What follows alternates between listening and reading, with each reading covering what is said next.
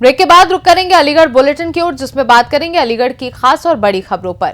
जनपद अलीगढ़ की तहसील अतरौली में उपजिलाधिकारी साहिल कुमार व तहसीलदार राम गोपाल सिंह की अध्यक्षता में तहसील संपूर्ण समाधान दिवस का आयोजन किया गया। देखिए ये रिपोर्ट। जनपद अलीगढ़ की तहसील अतरौली में उप जिलाधिकारी साहिल कुमार व तहसीलदार रामगोपाल सिंह की अध्यक्षता में तहसील संपूर्ण समाधान दिवस लगा, जिसमें पीड़ितों की सुनी हुई समस्याएं, जिसमें कुल मामले 32 आए, परंतु किसी का निस्तारण नहीं हुआ। विद्युत विभाग 7, राजस्व विभाग 8, विकास विभाग 6, पुलिस विभाग 5, वन विभाग 1, श्रम विभाग एवं 3 मामले नगर पालिका से संबंधित हैं, जिसमें किसी का निस्तारण नहीं हुआ।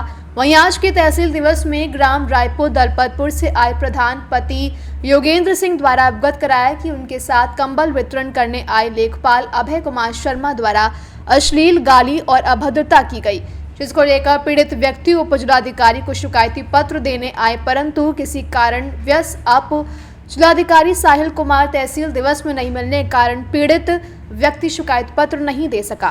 पीड़ित ने बताया कि लेखपाल अभय कुमार शर्मा द्वारा मेरे साथ अभद्रता की तथा अश्लील गालियां दी गईं।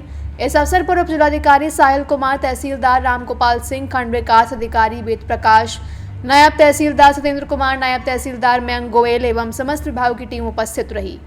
क्या नाम है आपका? इंसाद खान। आपके पिता का क्या नाम है? बिंदली खान। अच्छा, किस गांव के रहने वाले हैं? आज अतरौली के तहसील संपूर्ण समाधान दिवस में आप आए हो, क्या समस्या आपकी? मेरी मेड़ की समस्या है। मेड़ की? अच्छा, तो इसमें आपने आज प्रार्थना पत्र दिया तहसील दिवस में, कोई आश्वासन मिला आपको? उन्होंने रख लिया था,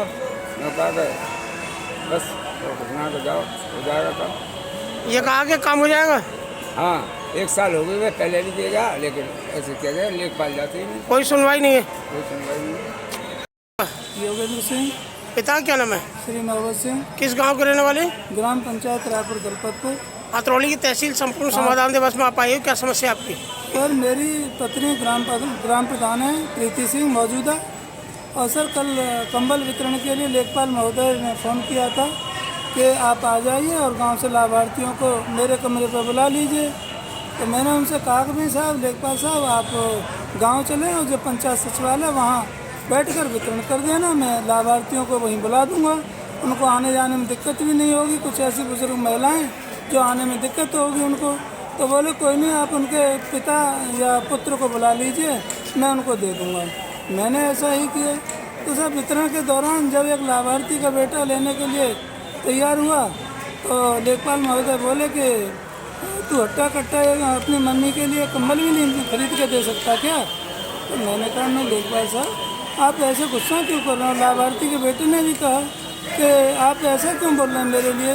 तो साहब, लेखपाल साहब अपना आपा खो बैठे और उन्होंने गंदी गंदी गालियाँ दी गई हैं, मेरे लिए दी गई हैं, और मेरी माँ इस दुनिया में नहीं है उनके लिए भी उन्होंने अभद्र अश्लील महिलाओं वाली गाली दी है। मेरी बहन के लिए गाली दी है, जिनका कंबल वितरण से कोई संबंध नहीं है, और पूरे टाइम में उन्हें शांत करता रहा। लेखपाल साहब, आप इतना भड़क क्यों रहे हो क्या गया? क्या नाम है लेखपाल का? लेखपाल का नाम है श्री अभय कुमार शर्मा। आपने शिकायत पत्र दिया तहसील दिवस में? मैं सर यहाँ आया हूँ, एप्लीकेशन लेकर आया हूँ, अब अंदर जा रहा हूँ तहसील दिवस में। मुझे लगता है कि एसडीएम साहब उठ गए हैं। हालांकि कल मैंने मोबाइल पर चैटिंग से एसडीएम महोदय से मैसेज छोड़ दिया था कि सर मैं आपसे मिलना चाहता हूं, लेकिन उन्होंने अभी तक मेरी चैटिंग नहीं देखी। आज दूसरा दिन हो गया। सर, मैं पूरी रात नहीं सोया हूं और मैं बहुत डिप्रेस्ड हूं, क्योंकि मैंने अगर कुछ गलत बोला होता तो मैं समझ लेता कि चलो मेरी भी गलती है। मुझे अनावश्यक बहुत गांव के लोगों की, समाज के सामने, जो गांव से आए हुए लोग थे उनके सामने मेरे को बहुत गंदा बोला है लेखपाल महोदय। अलीगढ़ से सी न्यूज़ संवाददाता संजीव शर्मा की रिपोर्ट। अलीगढ़ महानगर में 6 दिन से पानी की समस्या से जूझ रहे स्थानीय लोगों की समस्या लगातार बढ़ती ही जा रही है। क्या है पूरा मामला, देखिए इस रिपोर्ट में। अलीगढ़ महानगर के मोहल्ला नई बस्ती पिछले 6 दिन से पीने के पानी की समस्या से जूझ रहे स्थानीय लोगों की समस्या लगातार बढ़ती जा रही है। अलीगढ़ के मोहल्ला नई बस्ती इलाके में आए दिन पानी की समस्याओं के कारण स्थानीय लोग खासा परेशान हैं। समस्या तो कभी लाइन फट जाना, आए दिन इस समस्याओं से जूझ रहे स्थानीय लोगों की समस्या दूर होने का नाम नहीं ले रही। देख सकते हैं तस्वीरों में किस तरह से स्थानीय लोग परेशान हैं। भले ही नगर निगम और प्रशासनिक अधिकारी स्मार्ट सिटी में बेहतर व्यवस्थाओं को गुणगान गाते हैं, मगर हकीकत तो जमीनी है, जो आप देख सकते हैं तस्वीरों में। जहीर मोहम्मद, यहाँ पानी की तो आए दिन की दिक्कत है, कोई सुनवाई नहीं है, कुछ है ही नहीं सर। कौन सा लगा है जी, कौन सा लगा है? इलाका नई बस्ती सीमा ढाके सक्को वाली मस्जिद के पास आए दिन का रोना है। अब तो 5-6 दिन से है ही नहीं है पानी।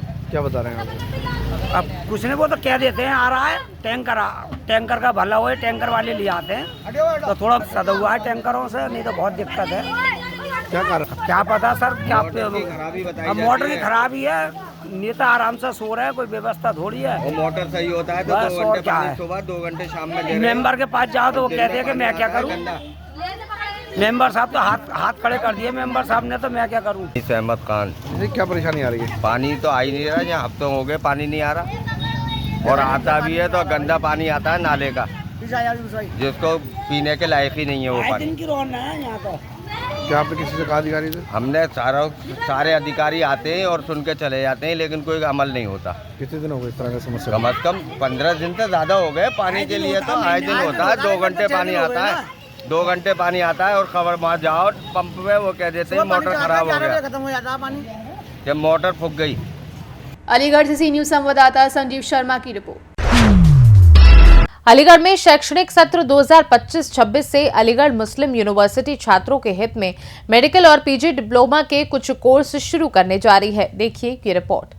अलीगढ़ मुस्लिम यूनिवर्सिटी ने वर्तमान वर्ष 2024-25 से engineering, medical, social science faculty और मैनेजमेंट फैकल्टी में कुछ नए कोर्स शुरू करने का फैसला एडमिशन कमेटी की मीटिंग में लिया है।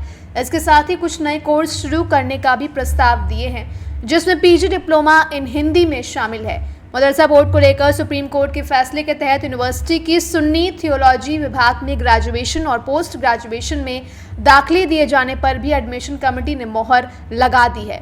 अलीगढ़ मुस्लिम यूनिवर्सिटी के असिस्टेंट कंट्रोलर फैसल फरीद ने बताया कि एएमयू की 66वीं एडमिशन कमेटी की मीटिंग में engineering, medical, social science faculty समिति दूसरी फैकल्टी में कुछ नए कोर्स शुरू करने के प्रस्ताव को पास किया गया है। एडमिशन कमेटी की मीटिंग में नए कोर्स शुरू किए जाने के फैसले के बाद अब यह एकेडमिक काउंसलिंग में 8 फरवरी को रखे जाएंगे। इसके बाद यूनिवर्सिटी प्रशासन वर्ष 2024-25 से कोर्स में कुल कितनी सीटें होंगी, इसकी फीस क्या होगी और इसकी क्या प्रक्रिया का ऐलान करेगा। इस अलीगढ़ मुस्लिम यूनिवर्सिटी इस बार कुछ नए कोर्सेज स्टार्ट करने जा रहा है। वो क्या कोर्सेज रहेंगे, कब से स्टार्ट रहेंगे, कैसे फिल कर सकते हैं, क्या वो सेल्फ फाइनेंस रहेंगे या रेगुलर रहेंगे?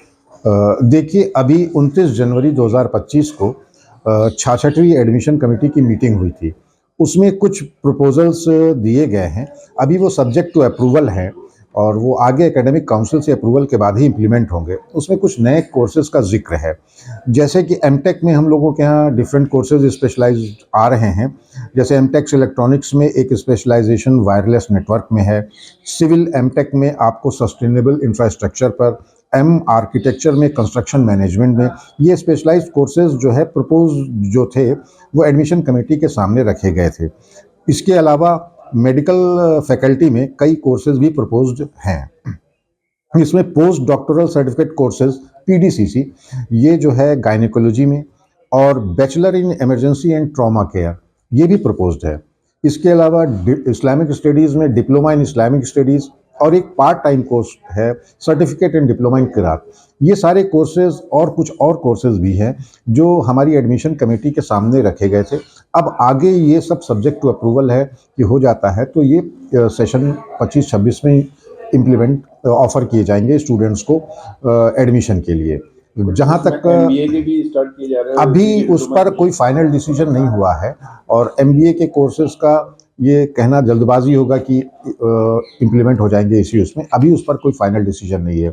ये सारे कोर्सेज जो भी हैं ये अभी एडमिशन कमेटी के सामने आए हैं। अभी ये एकेडमिक काउंसिल के सामने जब जाएंगे तब अप्रूवल माना जाएगा, लेकिन प्रपोजल्स हैं।